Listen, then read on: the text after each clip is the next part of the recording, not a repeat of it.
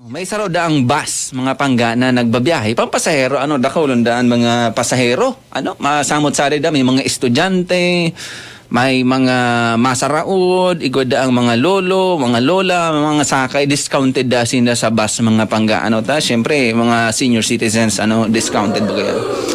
Tapos, man da itong kadimalasan mga tugang, hold up da asubas, hold up da. Na-hold up da kan mga husla o mga hugakon na mga hold upper na dahil nagkatrabaho. Kaya sabi ka so mga hold upper, suminakat duman, naglawag duman sa bus mga pangga so mga hold upper, sabi ka mga hold upper, nagdeklara na sindang hold up, kaya hold up ini!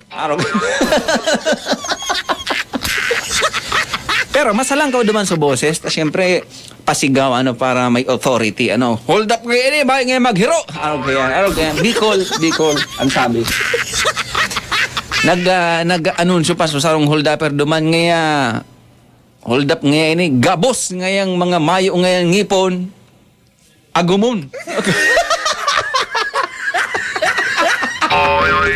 Aragumon da. Mga soltero sa hold upper, mga soltero, ang deklarasyon ka sa sarong hold upper, gabos na mayong ngipon digdi, agumon.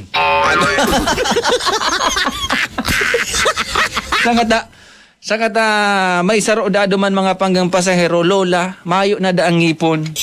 Mayo na da, siyempre, ang mga lola niya to, baga mga lolo, marami na ang ngipon ng iba mga pangga, pero sa iba na siniswerte, gwapaman mga paramama, Pero sa saro da duman na lola mga pangga, mayo na da ang ngipon, kabado da si kaiban niyang makuapo da ang daraga.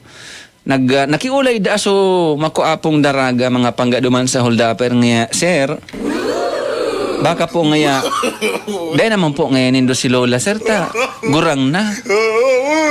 Ako na lang po ngayang agumonindo, ang sabi da kasumakuapo. No.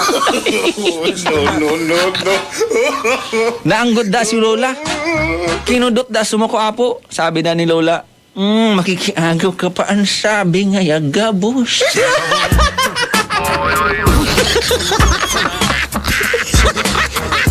Ang sabi baga kang hold upper, gabos.